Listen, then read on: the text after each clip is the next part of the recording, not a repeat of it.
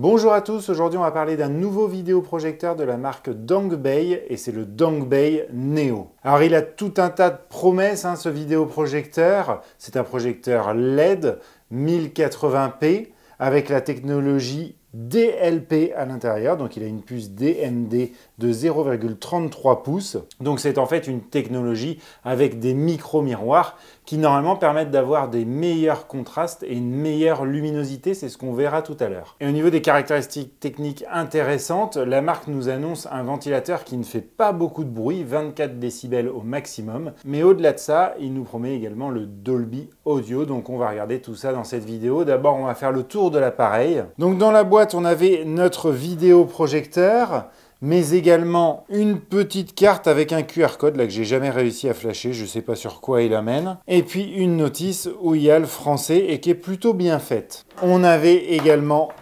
le chargeur, mais ce qui nous intéresse le plus, c'est notre vidéoprojecteur. Et ce qu'on peut dire, c'est qu'il est plutôt joli dans ce noir et puis ce gris tout en plastique. Il est petit, il fait 20 cm sur 15,7 cm sur 10 cm d'épaisseur. Et en plus, il est très léger puisqu'il fait 1 kg et 420 g. Sur la face avant, on va retrouver notre objectif, une petite grille d'aération sur le bas. Et puis ici, différents capteurs. Et oui, ces deux capteurs, couplés à l'objectif qui lui est motorisé, vont permettre d'avoir la correction automatique du trapèze et également le focus automatique. Sur le côté gauche, on va retrouver ici pas grand-chose, juste une grille pour que l'air rentre. Derrière, on va retrouver la grille pour que l'air sorte. Il y a les deux ventilateurs qui pulsent vers l'arrière, donc il va falloir faire attention à ne pas coller le vidéoprojecteur au mur pour que il y a une bonne circulation d'air. On peut remarquer aussi pas mal de connectivité avec ici le port pour le brancher au secteur, un port optique SPDIF, donc là ça va être pour l'audio, pour faire sortir l'audio en optique, un port RJ45 pour le connecter à votre box, mais sachez qu'il prend également en charge le Wi-Fi 2,4 et le Wi-Fi 5 GHz. Un port HDMI d'entrée, donc vous allez pouvoir, si vous voulez, y mettre un Chromecast ou tout autre appareil qui a une sortie HDMI, vous pourrez afficher directement dessus comme un écran classique. Et puis deux ports USB type A pour pouvoir y mettre des périphériques de stockage. Et sur la partie droite, alors là on le voit bien, c'est parfait. On se rend compte qu'on a du stéréo, donc deux haut-parleurs. Bon, après, stéréo, oui, c'est bien, mais stéréo tout d'un seul côté, on va voir tout à l'heure quand on va faire les tests, mais on a toutes les chances que le son soit déséquilibré, même si la marque nous dit que le son est à 360 degrés. Sur le dessus, on va retrouver juste le petit bouton d'allumage et d'extinction, et sur le dessous, on retrouve 4 patins antidérapants et puis surtout un pas de vis classique, je ne sais plus exactement la taille, pour pouvoir le mettre sur un trépied ou tout autre support pour pouvoir accrocher votre vidéoprojecteur. C'est-à-dire que vous pourrez même l'accrocher au plafond comme ça et puis retourner l'image, mais ça c'est tout à fait classique. Ah, puis j'ai oublié de vous dire aussi, dans la boîte bien évidemment on avait une télécommande que j'ai oubliée là-bas, qui est celle-ci et qui est vraiment tout à fait simple,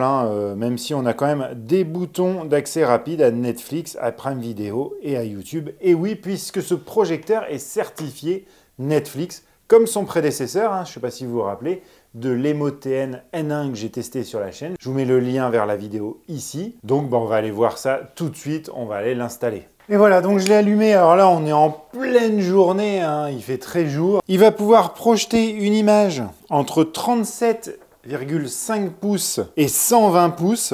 Mais l'idéal pour Dongbei, c'est d'avoir une image de 100 pouces. Et comme il a un rapport de projection de 1,2 pour 1, pour avoir une image de 100 pouces, il faudra qu'il ait à peu près 3 mètres de recul. Donc je vais fermer les volets et vous allez voir que l'image va être bien meilleure. Et c'est vraiment son point fort, la luminosité, c'est assez impressionnant. C'est la meilleure image que j'ai eu jusqu'à maintenant sur un vidéoprojecteur. Enfin là, vous ne vous rendez pas compte puisqu'on est sur l'écran d'accueil. Mais avant de vous montrer ce que ça donne au niveau vidéo, il faut que je vous parle déjà de son système d'exploitation. On est basé sur Linux, comme sur l'EMO-TN N1, qui est un point fort pour certains, un point faible pour d'autres. Pour moi, je trouve que c'est un point faible, mais on y reviendra tout à l'heure. On va regarder tout de suite ce qu'on va pouvoir faire dans les réglages. Donc vous voyez, vous pouvez passer du HDMI ou à l'USB si vous voulez accéder à des médias. Dans les réglages, vous allez avoir accès à plusieurs choses. Au niveau des réglages ici, vous allez pouvoir configurer en français, choisir la date et l'heure, mettre un économiseur d'écran. Après, ce qui va nous intéresser, c'est le mode image. Alors je ne sais pas si vous le voyez, non, parce que je suis en dehors du cadre, mais j'utilise la télécommande, qui est une télécommande Bluetooth. Vous voyez, là je suis à 2 mètres du vidéoprojecteur, ça marche, mais il ne faut pas trop s'éloigner non plus. Si je m'éloigne vraiment pas mal, je ne sais pas si ça va marcher. Voilà, là ça ne marche plus. Si je suis vers l'écran, alors vous voyez, à 3 mètres du projecteur, ça ne marche pas. Ça, c'est quelque chose quand même que je trouve un petit peu dommage. Au niveau de l'image, il y a des modes prédéfinis, mais vous pouvez gérer également la luminosité, le contraste, la saturation, la teinte, l'acuité, le gamma et la température de couleur. Et vous avez aussi un mode de protection des yeux. Au niveau de l'audio, et ça c'est un point fort de ce vidéoprojecteur, puisque je ne vous l'ai pas dit tout à l'heure, mais on a 2 enceintes de 6 watts, donc c'est quand même une bonne chose. Et donc vous allez pouvoir gérer les basses, les aigus. Ouais, alors des fois on a des petits problèmes de traduction dans l'OS, l'ambiance sonore, le style sonore, le mode de sortie de l'audio. Donc vous pouvez le mettre soit en PCM, soit en Dolby, ou soit en Dolby Digital Plus. Vous avez le style de projection suivant où vous mettez votre vidéoprojecteur. Ici, vous allez le connecter au réseau Wi-Fi. Tiens, d'ailleurs, alors moi, je me suis rendu compte qu'il se connecte très mal. Souvent, je suis obligé de le reconnecter manuellement. Vous avez ici, après, le réglage de la clé de voûte, donc le trapèze de l'image. Donc, vous avez un mode automatique ou un mode manuel où là, vous pouvez régler point par point comment vous voulez afficher l'image. Voilà, là on va le mettre en mode automatique. Vous voyez, il fait la mire. Et là, c'est quasiment parfait. Si vous voyez par rapport au plafond, on est très bien. Alors, ce qui est sympa du coup avec ce vidéoprojecteur, c'est que vous allez pouvoir lui donner un angle par rapport à votre surface de projection. Là, par exemple, moi je vais le prendre et je vais le décaler à 45 degrés, vous allez voir ce que ça va donner. Et là, je l'ai posé complètement de traviole. Sur le côté, on est bien à 45 degrés, voire plus. Donc là, première chose, il va faire le focus de façon automatique. Bon, là, je suis près de ma surface de projection, je dois être à 1,50 m. Et là, je vais mettre en mode auto la clé de voûte, donc le trapèze, et vous allez voir qu'il va régler parfaitement l'image.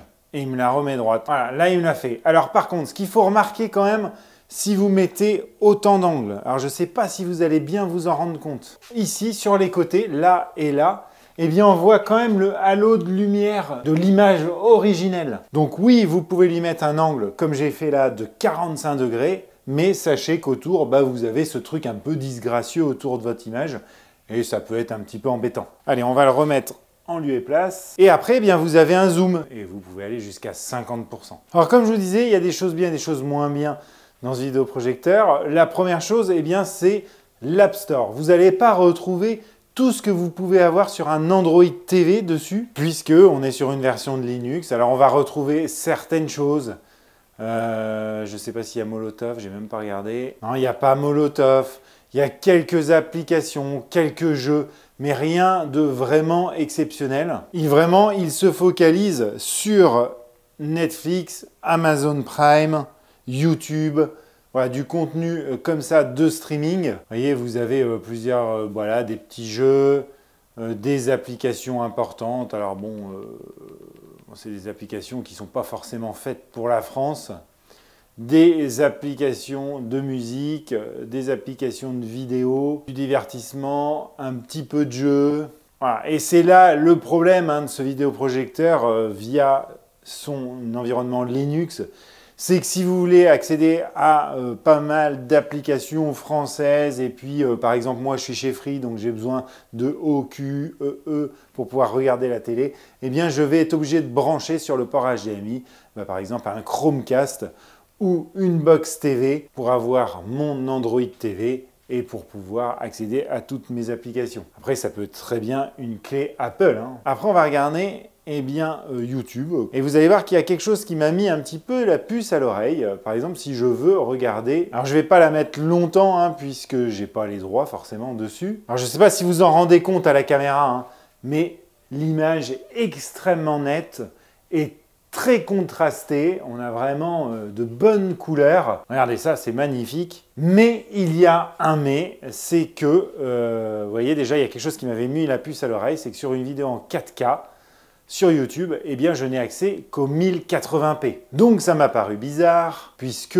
j'ai lu quelque part, je croyais qu'il décodait la 4K. Et donc ce que j'ai fait, alors vous voyez, hein, c'est hyper fluide, hein, par contre, il n'y a aucun problème avec ça, c'est que j'ai mis sur une clé USB 2 fichiers en 4K, 2 vidéos, et si on va dessus et qu'on essaye de les lire, alors comme vous pouvez voir, une vidéo en 1080p, ça passe impeccable, mais une vidéo en H264, eh bien ça ne la lit pas. Et bien évidemment, une vidéo en H265 non plus. Donc ça, c'est également un point négatif, hein, même si vous regardez des vidéos en streaming, vous vous en foutez puisqu'elles vont automatiquement se mettre en 1080p. Enfin, je parle des plateformes classiques. Hein. Et oui, hein, je ne vous le montre pas, mais forcément Netflix fonctionne parfaitement, Prime Video fonctionne parfaitement, avec une qualité d'image assez géniale. Vous voyez, je galère un petit peu avec la télécommande. Hein. Si je suis un peu en arrière du vidéoprojecteur, j'ai un peu de mal. Et aussi un point intéressant que je n'ai pas évoqué, hein,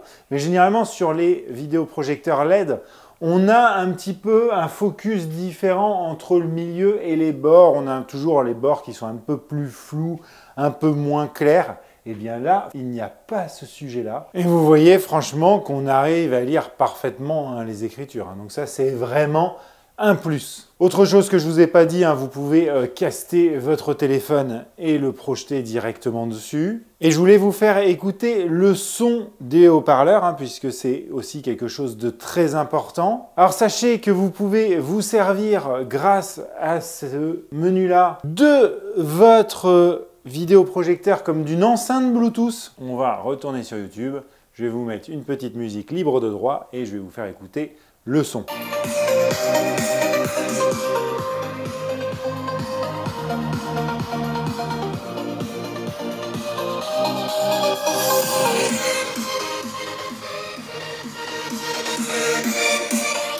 Allez, maintenant, on va voir s'il est possible de jouer dessus. Donc, on va regarder sur Rocket League si on n'a pas trop de délai de latence entre ce qui doit être affiché et ce qui est affiché. Alors, la Switch n'est vraiment pas la meilleure console pour jouer à Rocket League, mais bon.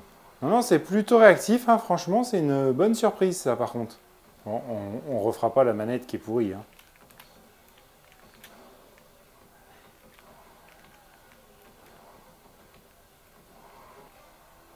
Bon, par contre, sur un écran comme ça, on voit vraiment énormément les pixels. Donc, impeccable. Pas trop de délai de latence, donc ça, c'est vraiment une bonne chose.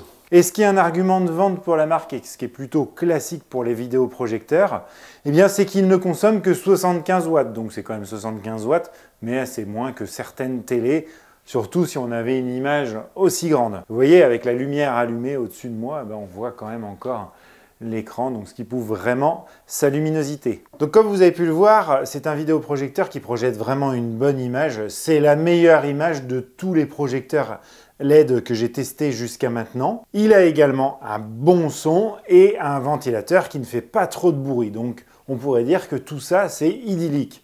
Mais on a quand même 2-3 petits points qui me chagrinent un petit peu, je dois vous l'avouer.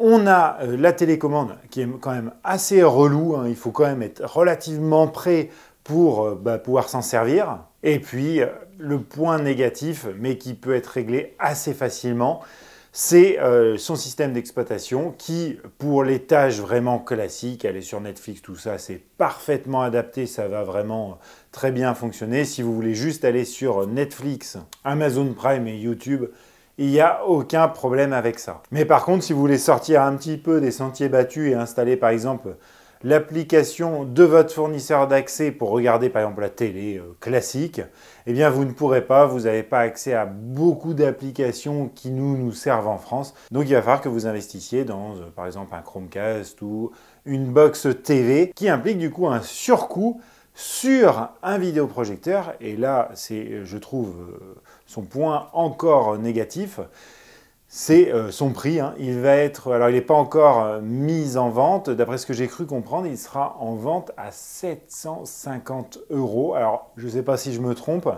Je vous laisserai checker le lien en description pour voir le prix auquel il se vend actuellement, au moment où je sortirai la vidéo. Mais je trouve que c'est quand même relativement élevé Même si oui, il a le correcteur de trapèze automatique, le focus automatique, tout ça c'est des choses qui sont vraiment bien. Mais est-ce que ça justifie un tel prix? Bon, à vous de juger. Pour ma part, je trouve qu'il est un petit peu trop cher, même, voire trop cher. Écoutez, en tout cas, je vous remercie d'avoir regardé la vidéo jusqu'au bout. Si elle vous a plu, un petit pouce bleu. Et moi, je vous dis à bientôt sur Vintech pour de nouveaux tests domotique et tech. Allez, ciao!